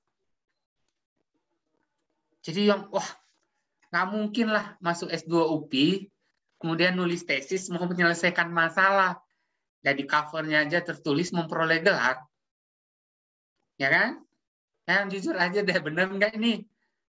Ke UPI itu masuk UPI itu ngapain sih sebenarnya motifnya? Mau menyelesaikan masalah sosial tadi? Atau memperoleh gelar? Atau ya daripada nggak nikah, mendingan sekolah aja deh. Nunggu jodoh yang cocok gitu ya. Atau apa kan gitu. Nah, nanti kita akan diskusikan lebih. Oh, ternyata seni di dalam sebuah penelitian itu adalah problematisasi. Bagi orang kebanyakan itu tidak persoalan, bagi kita persoalan. Itu pembeda antara saya dengan teman-teman. Antara Anda dengan Prof. Naryo. Saya pernah diskusi dengan Prof. Naryo itu. Di kereta api. Dari kota Milan ke Roma. Itu di kereta api loh ngobrolnya. Dan pulangnya saya diminta menulis sebuah rancangan riset. Kemudian jadilah penelitian Teacher Professional Identity. Wah, kita risetnya kemana-mana, ke beberapa negara. Kenapa Prof. Nari itu hanya, waktu itu saya pulang dari Finlandia dengan Prof. Naryo, terus kita diskusi dengan guru matematika di sebuah kelas di Finlandia. Pak Naryo itu kaget dengan jawaban guru matematika di sana. Kenapa Anda kok senang sekali di kelas itu? Mereka jawabnya begini, karena ini pekerjaan yang menarik dan tidak ada yang lebih saya rindukan selain kelas dan rumah. Ada nggak orang guru-guru kita itu kalau ditanya jawabannya itu? It's my home, I feel at home. Kenapa Ibu betah di sekolah? Apa jawabannya kalau saya tanya ya? Yang mendorong saya itu melakukan kajian riset. Guru-guru Indonesia apa jawabannya? Siapa yang sudah Ibu siapa? Bu Siti kan udah kerja kan? Udah lama. Bu Siti Fatimah. Bu, coba saya ingin tanya apa alasan Ibu betah di sekolah?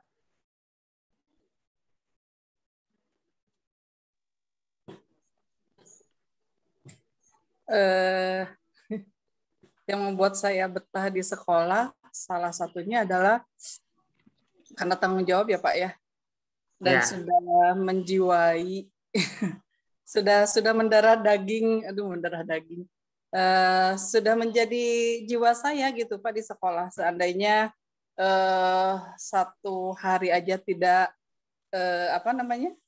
ke sekolah gitu ya, serasa ini gitu. Kalau misalkan memang pas waktunya ada tugas itu, kalau misalkan tidak ke sekolah ya terasa hampa juga sih Pak.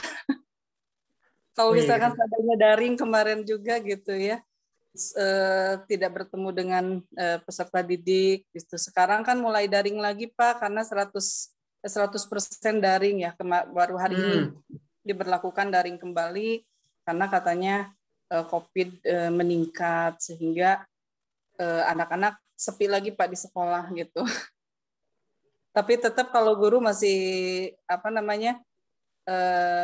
masih diharuskan untuk bisa ke sekolah gitu, untuk bisa menyelesaikan administrasi dan lain-lainnya. Oke, nah Bu Gina, menyimak kan jawaban Bu Feti? Iya, menyimak. Oke, kalau itu jawabannya, itu akan mendorong saya melakukan riset tentang apa? Tentang sekolah online mungkin Pak, dengan daring versus luring. Efektivitas. Kalau dari sisi gurunya? Dari sisi gurunya, mungkin ini ya Pak, apa namanya, keterikatan secara emosional mungkin Pak antara pekerjaan ya. Ya, kalau Ibu Rosi itu kalau mendengar jawabannya akan mendorong Anda melakukan riset apa? Dari jawaban Bu Siti aja ya, Anda akan melakukan riset tentang apa? Yang mananya Pak? Yang pembelajarannya? Yang bahwa kayaknya menjiwai gitu ya, kalau sehari nggak ke sekolah itu seperti hidup itu hampa gitu. Saya nggak tahu ya. Oh ya, peran konselor gitu. Peran konselor dalam apa ya, di pandemi gimana ya? Dalam menyikapi pembelajaran daring. Oke, ini nanti akan beda sudut pandangnya. Ya, lebih melihat konteks peran konselor dalam situasi daring itu seperti apa, apakah sama dengan proses tradisional. Kalau di sekolah ada anak kan bisa ketemu langsung, apakah selama belajar daring itu konselor sekolah itu off gitu ya, dia ringan, nggak ada kerjaan katanya. Enak banget ya, dia digaji tapi dia tidak melaksanakan tugas karena anak-anaknya daring, padahal masalahnya lebih banyak ternyata. Oke, itu menarik tuh. Kenapa tidak ada yang persoalkannya? Guru BK apa yang dikerjakan selama anak belajar daringnya? Silakan bertanya. Oke, menarik. Sekarang Bu Nengsi, mana ada Bu Nengsi? Bisa on cam? Bisa, Bapak. Ya, coba dari jawaban Bu Siti.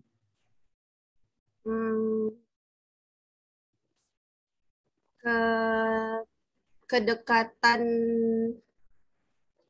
guru BK dengan peserta didik bagaimana? Kalau mau istilah ilmiahnya apa itu? Kedekatan guru BK dengan peserta didik, ada terminologi ilmiahnya? Apa ya, Pak?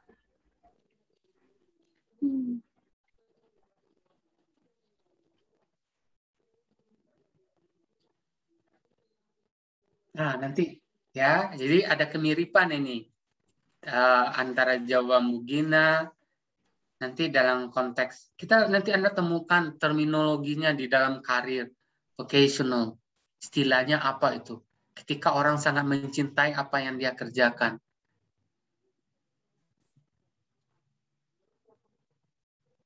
Anda kemarin ngelihat di sebuah media sosial salah seorang di bandara yang kerjanya itu ngatur pesawat, kemudian dia menari sambil bekerja dengan ekspresi wajah yang menurut saya itu luar biasa ya, difoto oleh orang yang di video di dalam pesawat itu kemudian jadi tagline betapa dia sangat mencintai pekerjaan itu. Sempat ngelihat ya teman-teman? Itu luar biasa loh, bisa menjelaskan jawaban dari Bu Feti tadi dari situ dalam terminologi karir. Ya, kalau nanti hubungannya, payungnya nanti kita sebut sebagai engagement. Ada nanti academic engagement. Sebagai yang banyak sekarang diteliti orang dalam konteks pembelajaran daring, ya remote learning itu kajiannya adalah engagement. Itu problem hari ini. Dan jarang sekali yang meneliti tentang teacher engagement. Dosen itu engagementnya beda-beda loh. Ada yang hanya WA aja ngajarnya itu. Ngasih tugas aja WA, nggak pernah tidak pernah berinteraksi. Betul-betul maya itu. Dosennya maya gitu ya, yang dia bicarakan maya. Nilainya jangan-jangan itu juga maya. Saya nggak tahu kalau nilainya maya itu apalagi yang bisa diandalkan ya. Nilai itu kayak bayang-bayang aja, itu bukan kenyataannya. Jadi, tapi mungkin teman-teman juga pernah tersentuh oleh sebuah fenomena sosial kemarin. Ada dosen yang selama ngajar tidak pernah on cam karena dia ada pasang selang di mulutnya, di hidungnya. Kemudian mahasiswa itu baru kaget.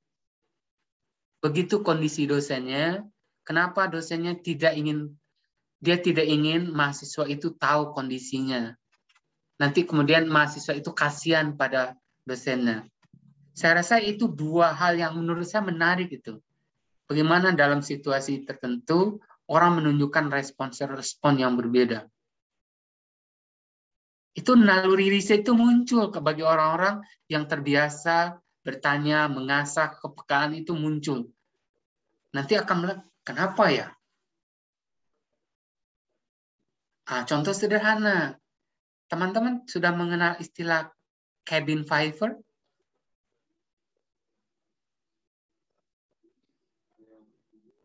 Ada yang sudah pernah mendengar istilah itu? Yang populer sejak pandemi, belajar jarak jauh? Belum ada ya? Pernah Pak, pernah dengar Pak. Kemana aja? Istilah cabin fever, kabin pesawat, pilot. Ceritanya pilot yang kerjanya baru mendarat, istirahat, terbang lagi. Jarang sekali dia lama di darat. Berlama-lama, berhari-hari, berminggu-minggu, dia tidak pernah lagi ke bumi. Namanya itu fenomena cabin fever. Di luar negeri udah intens tuh kajian kayak begitu. Nah, mahasiswa BK kok nggak mempersoalkan itu gitu. Saya pernah di grup dosen BK mengelontarkan isu itu. Kebetulan saya dikirim oleh ponakan saya yang bekerja di sebuah perusahaan eksplorasi gas.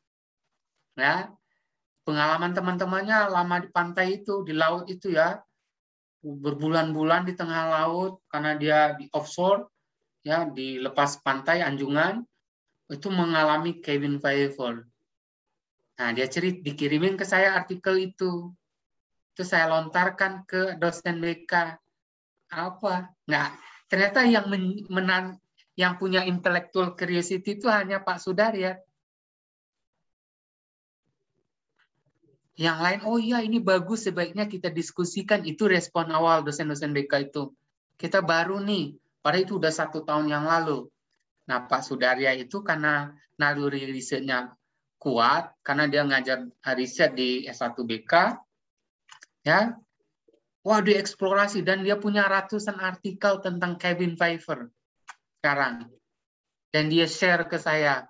Saya baru tahu di luar bagaimana sejarah penelitian cabin fever, bagaimana assessment-nya, sampai pada bagaimana intervensinya.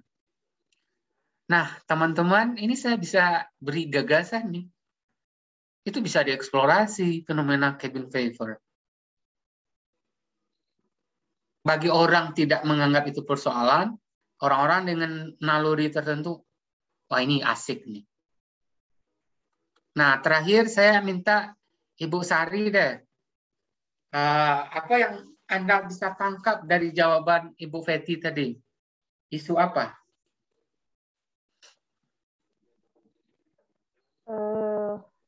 Apa ya? Passion ya Pak, cinta terhadap pekerjaan, menjiwai profesionalismenya terhadap pekerjaannya gitu Pak, sebagai guru. Selama ini riset-riset tentang karir sampai ke wilayah itu enggak?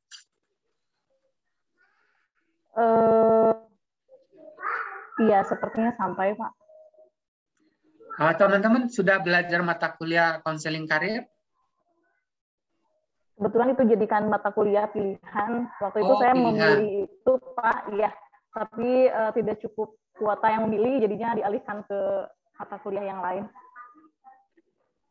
Ya, oke. Nah, orang sudah sampai bahwa karir itu spektrumnya sudah lebih dalam, lebih terdiversifikasi, sehingga orang betul-betul jadi heran. Mengapa ada orang yang begitu total di dalam sebuah pekerjaan? Kalau uang enggak kok. Bukan lagi persoalan uang ternyata. Apa yang dicari orang di tempat kerja itu sebenarnya? Sehingga tadi engagement-nya tinggi, dia menganggap sebagai panggilan jiwa. Sementara anak-anak kita, siswa kita diajarkan tentang konseling karir yang konvensional. Bahwa ini loh alasan memilih karir itu begini, teori karir begini, pola karir begini, nanti di konselingnya begini. Padahal dalam situasi begini ternyata terbuka peluang bagi kita untuk melahirkan, bahkan mendekonstruksi teori tentang karir dari fenomena hari itu. Ada orang yang betul-betul calling, memilih itu bukan karena alasan apa-apa. Guru-guru TK kalau kita tanya kenapa ya jadi guru TK, saya mencintai anak gitu loh. Dan alasan itulah yang membuat mereka bertahan.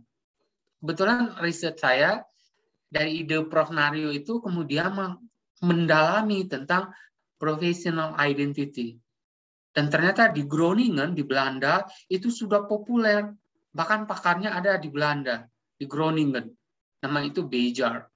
Dan saya dapat artikel tesis khusus membahas tentang teacher professional identity. Apa alasannya yang membuat orang itu bertahan di sebuah pekerjaan? Kenapa di Amerika di bawah 5 tahun itu orang sudah berhenti loh. Ini Amerika sedang mengalami masalah besar. Namanya itu turnover. Orang yang berhenti di sekolah, nggak bertahan. Kenapa? Ya tadi salah satu alasannya, kenapa dia waktu kuliah ngambil pendidikan dan menjadi guru. Sehingga pas dia masuk ke sekolah, kaget, kok sekolah itu gini ya? Dia nggak tahan. Dan dia akhirnya turnover atau berhenti dari jadi gurunya. Nah, Prof. Naryo melalui diskusi panjang, kemudian saya menginisiasi riset-riset itu. Saya mengkomparasi UPSI, UPI, PNU, Philippine Normal University, dan Mahasarakam University Thailand. Dari studi seperti itu ternyata 3 negara Filipina, Thailand, dan Malaysia itu lebih kuat identitasnya. Lebih kokoh. Dan hubungannya, faktanya begini. Makin tinggi semesternya, semester kuliah itu, makin kuat keinginan jadi gurunya. Itu pattern-nya, itu pola yang ditemukan di 3 negara itu. Sementara di Indonesia, malah ada kecenderungan makin tinggi semesternya itu makin galau. Mau nggak jadi guru ini, serius nggak nih? Itu terkonfirmasi loh. Dan teman-teman tahu bahkan ada mahasiswa yang setelah PPL itu makin kuat tidak ingin jadi gurunya loh. Wah ini repot, ini saya tidak tahu trauma apa yang dialami ya. Itu kemudian nggak jadi guru, gitu, nggak jadi ngapain. Dan saya pernah tanya di FPTK, di anak teknik mesin, coba siapa yang mau jadi guru? Di satu kelas itu hanya 4 orang yang mau jadi guru. Padahal dia mengambil jurusan program DIK. Kenapa? Kenapa? Loh, Anda nggak salah tempat nih. Enggak, Pak. Karena nanti saya lulus di sini mau kerja di Honda, di Toyota katanya. Loh, UPI mengajar orang 4 tahun untuk sesuatu yang tidak mereka ingin kerjakan gitu loh. Sehingga saya mengajar mahasiswa setengah hati itu, hatinya nggak di situ. Sehingga kita babak belur ngajar mereka untuk for nothing. Nah ini, kita sudah explore dari hasil teori dan sebagainya bahwa memang professional identity itu isu besar hari ini. Kalau teman-teman mau, saya tidak tahu untuk konselor ya, tetapi di teacher itu riset di Belanda itu sangat intens ya melakukan kajian tentang itu. Kalau di Singapura itu juga ada ahlinya yang itu karena dia alumni dari Groningen. Nah, jadi jawaban Bu Feti tadi sebenarnya bagi teman-teman yang terbiasa itu langsung bisa melihat, ini critical issues nih, ini hot topic nih, yang bisa menginspirasi. Nah, tapi kan kita ada kecenderungan, itu aja dipikirin. Nah, gitu, ini mah nggak penting. Ini terlalu kecil masalahnya, nih. Ini mah trivial, ini mah masalah dangkal, nggak usahlah jadi penelitian. Jadi kita cenderung kemudian men-screening dan membatalkan sendiri apa yang sebenarnya yang ketika ide itu dieksplorasi, itu bisa jadi topik riset yang sangat prospektif. Dari satu jawaban. Nah, sehingga kalau dengan cara diskusi begini, saya membayangkan teman-teman 2 atau 3 minggu ke depan itu nggak bingung lagi ketika saya minta coba tentukan topik riset Anda. Karena nalurinya sudah mulai dibangun, diasah. Peneliti itu caranya gampang loh. Orang-orang yang punya sense of research itu nalurinya, lihat aja dia banyak dengar tuh. Masuk lingkungan baru dia memperhatikan. Terus kalau orang bicara dia begini tuh.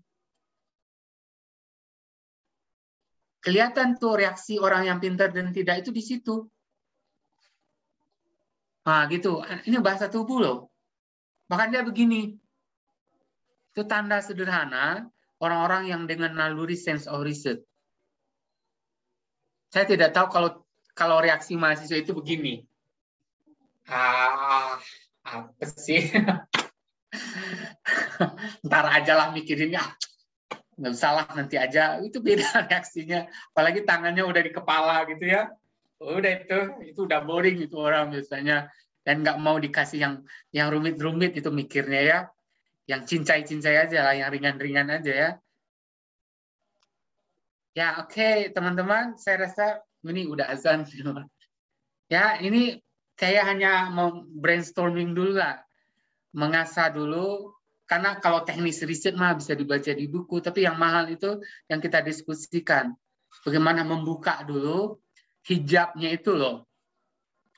Hijabnya itu yang harus dibongkar, diruntuhkan dulu, kemudian setelah pertemuan ini Anda melihat kok masalah banyak ya.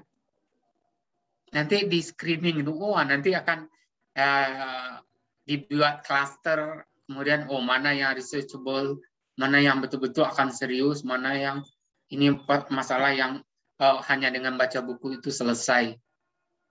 Sehingga nanti akan ketahuan, ini problematik, ini tesis Anda, dan ini akan jadi identitas Anda nanti. Mulai dari pertemuan-pertemuan berikutnya, kita akan fokus pada apa yang menurut Anda itu masalah. Gitu.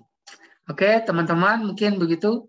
Coba saya minta Pak Asep Mimbarda membuat summary, membuat kesimpulan apa yang kita bahas hari ini. Silakan Pak Asep. Asep itu agak kasep ya.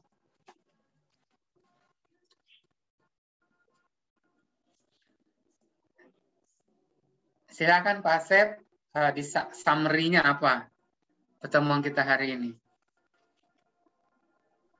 Iya, saya akan coba menyimpulkan apa yang sudah kita bahas dari awal.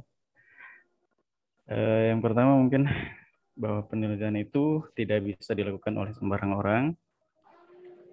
Kemudian penelitian dilakukan dengan metode khusus, dengan metode ilmiah yang harus memenuhi syarat tertentu untuk bisa disebut sebagai sebuah penelitian yang akan menghasilkan sesuatu yang ilmu baru atau pengetahuan baru, pengembangan dari yang sudah ada ataupun discovery dari yang belum ada. Kemudian bahwasanya untuk menjadi seorang peneliti harus punya sense of research, punya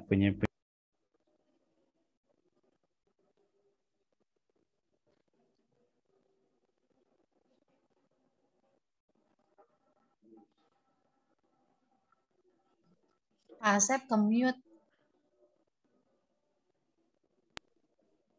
Ya, bahwa seorang peneliti harus memiliki sense of rasa ingin tahu yang tinggi.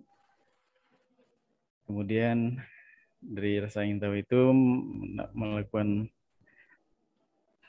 pertanyaan-pertanyaan yang mencari jawaban dari pertanyaan itu. Dan kemudian apa lagi ya, Pak?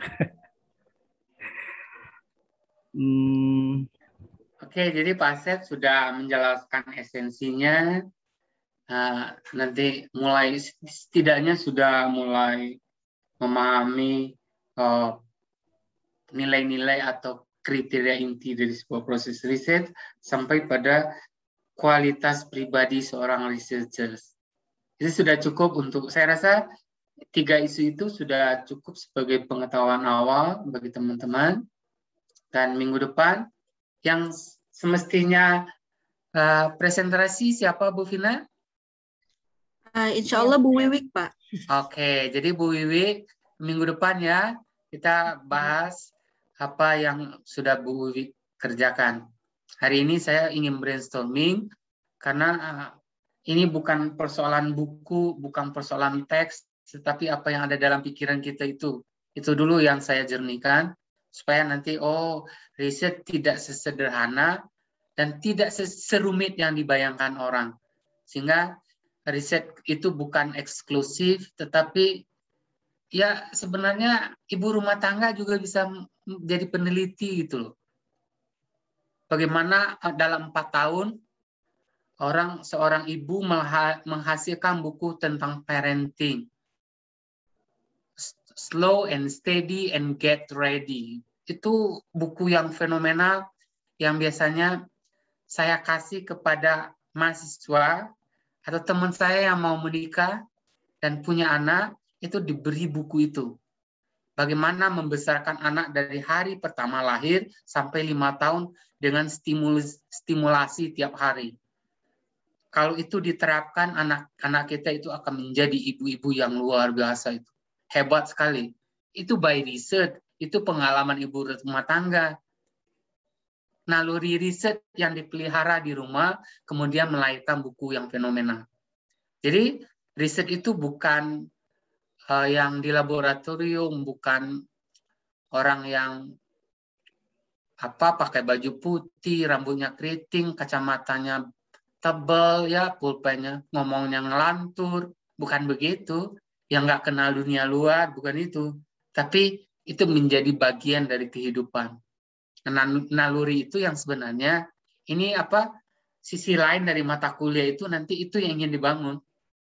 Sehingga nanti tidak hanya setelah tesis itu nggak neliti lagi. Kan repot tuh, kasihan nanti. Ya, masalah nggak akan pernah selesai kalau ibu bapak setelah tesis itu tidak pernah meneliti lagi di sekolah. Nah, itu poinnya. Jadi lebih membangun pada etos. Itu ya. Tolong Ibu Vina difoto ya, didokumentasikan karena harus dimasukkan ke monitoring. Yang Baik, bisa Bapak. on cam silakan. Teh Aminah kebetulan sedang sakit, Bapak. Oh ya, mudah-mudahan disembuhkan, segera pulih. Amin, amin ya Rabbal alamin. Baik, Bapak, sudah bisa dimulai sekarang, Pak, untuk fotonya? Oke, silakan. Ya. Mangga, Bapak Ibu Kang Teteh, kita foto 1, 2, 3. Ya, sekali lagi gaya yang bebas 1, 2, 3. Ya, baik, Pak. Sudah, Bapak. Oke, teman-teman, terima kasih. Kita ketemu lagi minggu depan. Silakan baca apapun buku yang Anda suka tentang riset. Dari manapun yang Anda suka. Saya tidak menentukan chapter apa, tapi dibangun dulu rasa sukanya. Ya, oke. Assalamualaikum warahmatullahi wabarakatuh. Waalaikumsalam warahmatullahi wabarakatuh. Terima kasih.